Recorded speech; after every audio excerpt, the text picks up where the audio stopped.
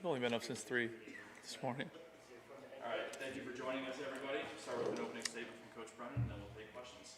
Coach? All right, thanks for everybody for being here. Obviously, this is an exciting day for Arizona football. I think, there's the success of this recruiting effort really speaks to the momentum with our football program right now. There's been so many people that, put an incredible amount of effort into putting this class together. But obviously, Geiska Crowley and Fletcher Kelly, Kamali Akina, so many people, just the logistics of recruiting that many people, hotels, restaurants, travel, I can't even explain to you what an undertaking it is. And I'm not complaining, it's just it's just doing business. But we wouldn't be in the situation we're in today without an incredible effort from everybody in our recruiting department and also an incredible effort from our coaching staff, just the consistency of phone calls, text messages, FaceTimes, guys, coming to games unofficially and just managing all that. So I'm really grateful to everybody that has put an incredible effort into this recruiting class.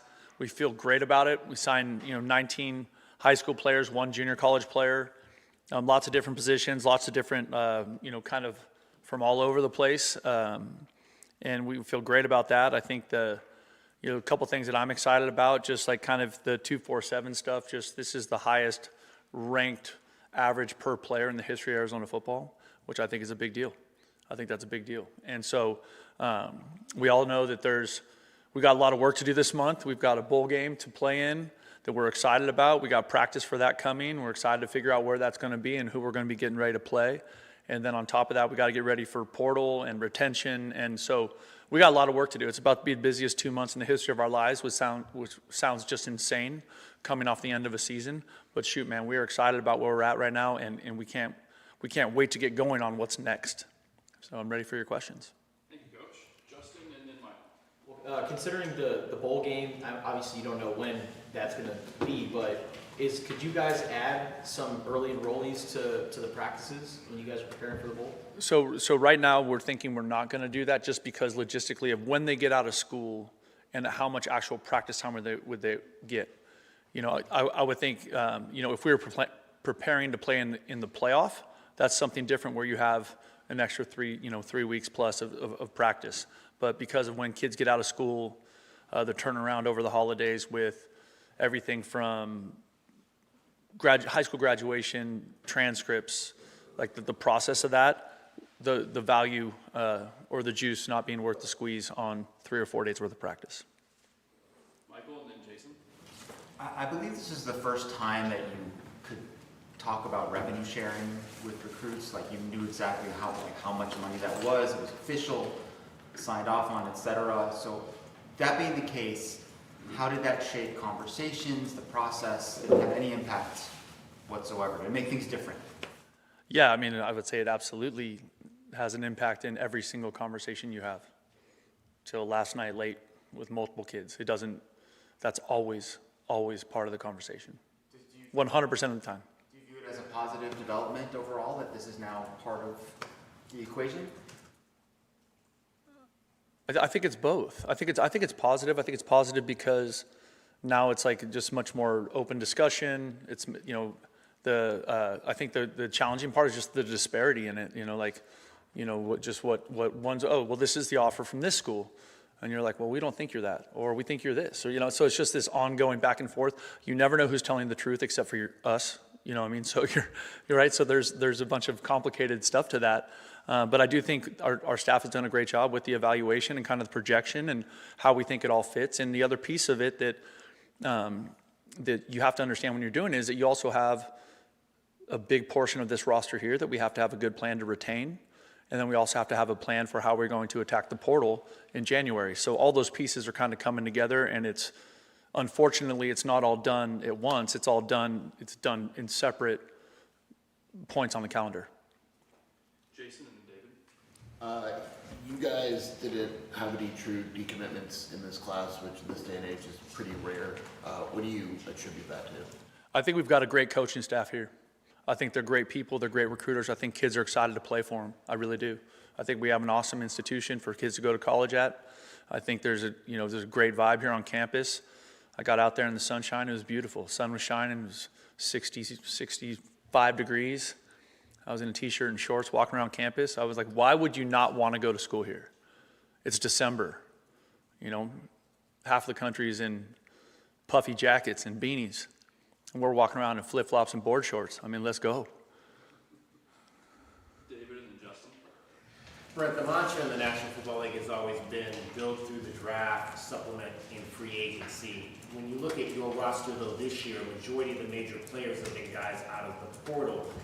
Do you think this is a program where that mindset will be flipped, where you're going to be building more through the portal and supplementing through high school? Or do you still think high school is the major route for you? You know, a year ago, we took 24 high school kids. Like we're still going to be developmental. So what you just mentioned about the National Football League, that would be the way we would prefer to build it. We had a little bit more urgency last year just because we had massive turnover with the merging of the two staffs and the departures and the multiple portals. Like, you know, Arizona football, when a coach leaves, had to deal with kind of more transition than other programs do, right, last year. Right? There's only, you know, if you lose a head coach, there's another portal, then you have the spring ball portal, and then, right, all that stuff. So, you know, for us, I think, as we look at it, we would love to, because I think you have a better chance to develop the chemistry and the connection that you need to build championship football programs if you can do it with players that have been in your program for 2, 3, 4, 5 years, and then supplementally adding players that can be impactful when you have a need. Justin and then Michael. I believe half of the guys you signed today are linemen, both offensive and defensive linemen. What do you think about just both sides of the ball and just the size that you guys added? We are trying to add some girth to this football team, okay?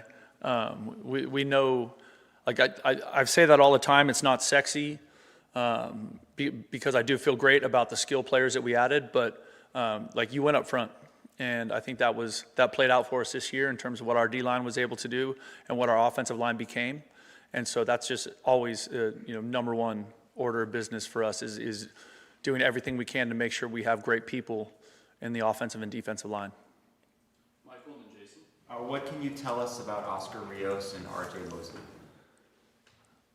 Where do you want me to start? Look, I'll start with Oscar. When you guys meet him, you will not believe the energy this young man has. He has this smile that lights up the room. He's got this contagious personality.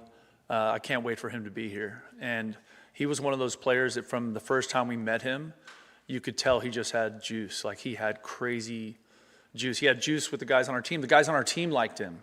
It wasn't just our coaching staff, you know what I mean? He had a great way about him. Obviously, he's a great player with really, really big upside. Just great family. Comes from just a family of, just incredible people. And so just so excited about Oscar choosing the University of Arizona. And I think that speaks to just how much he believed in Coach Daggy and how important Coach Daggy was in his recruitment. But it was a team effort with Oscar. I mean, everybody was on the phone with him all the time.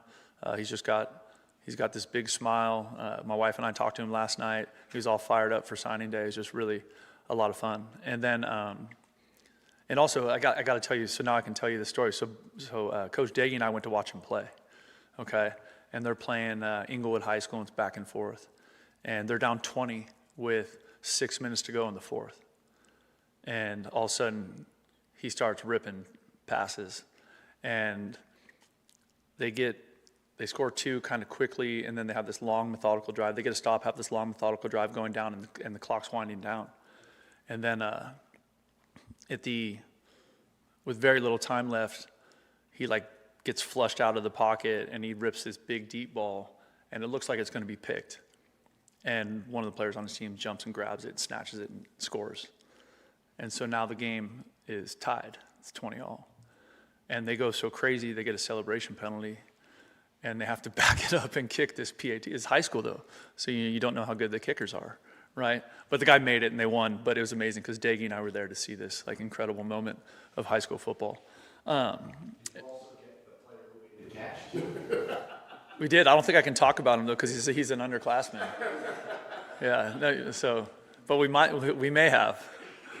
And then RJ Mosley, I'm excited about RJ because I've seen this kid for a while because I saw him score 2 touchdowns against my son last year, Pittsburgh versus Los Gatos High School. He was so impressive just this really long body that has track times and moves.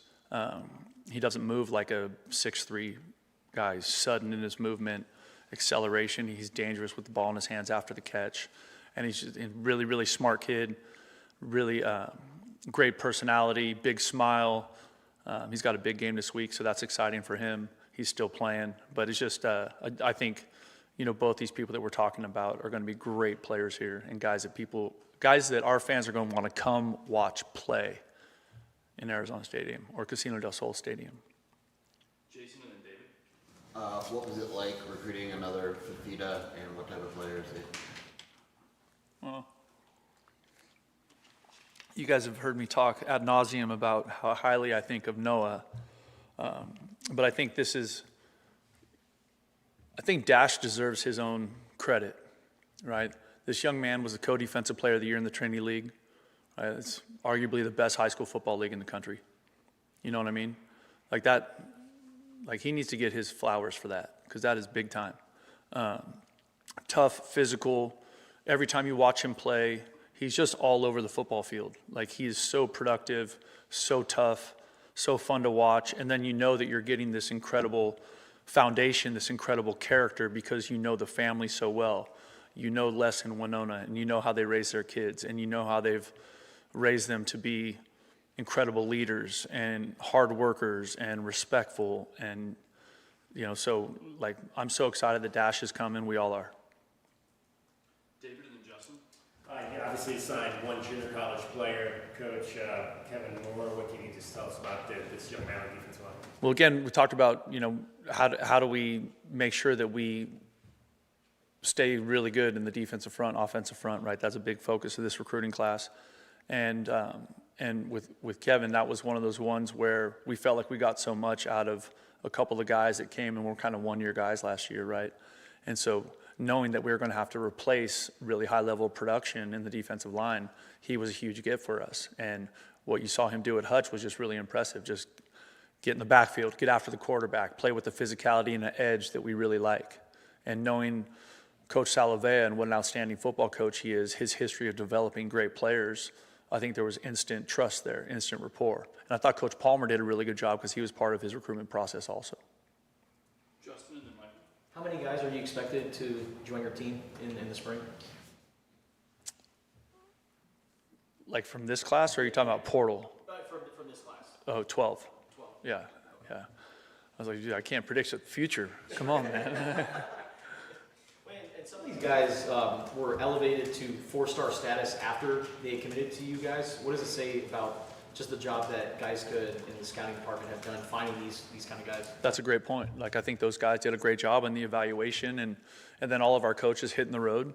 It's so interesting, right? Because, back in the day, I would be on the road all the time, as an assistant coach, but now it's very, very limited, especially with the new rules, with the month of December being a dead period and all these players signing in the first week of December. It's so different, you know what I mean? Just so I think our coaches, so the initial evaluation happens with, Geiska and Fletch and that crew, and then staff watch the film, position coach, coordinator, me, whatever, and then people go out and watch them in person, right? We want to see how they practice, how they work, are they coachable, are they a good teammate, the stuff that's hard to see on the film. Right, we're trying to build the whole picture, and I thought our staff did a fantastic job of that. Michael. The last class here that was comparable to this one was 2022, and they recruited that class in the midst of, I think, a 1-11 season. You're coming off the 4-8 season. Did you feel like you're fighting an uphill battle at all, or were you able to pitch like, hey, playing time, opportunity, building something from the ground up? I've said this before. I think recruits choose people. And I think we have incredible people in this building. Our coaching staff, our support staff, the alignment we have with the administration, the University of Arizona, I think those things are what people choose. They believe in being coached by Bobby Wade or by being coached by Danny Gonzalez or whoever it is, you know what I mean? So I think that part of it is what was the most compelling for these young people to choose the U of A. We'll finish up with Brian and then Justin. Well, now that you have this class put together, but you have the conversations that you still have to have about the existing players and all that, when having those conversations, if somebody says they intend on going into the portal here next month, what's their status with the team as far as like the bowl and all that, if they say they plan on leaving after the season? Or is it, once they've told you that that would be over? No, those guys are part of the 2025 team. You know what I mean? And so I want them to be with us. You know what I mean? But I don't know exactly, because those conversations haven't started yet. You know what I mean? So I don't know what that's going to look like. A player might say, I don't want to do that, or I do, either way. But obviously, if players are making a business decision that way, then we have to also, in terms of how we rep them and how we get our team ready to play. Because once we get done with today, everything is going to be 100% focused on winning our 10th game. That's all that's going to matter in this building. No one's going to be talking about anything else. How do we win our 10th game?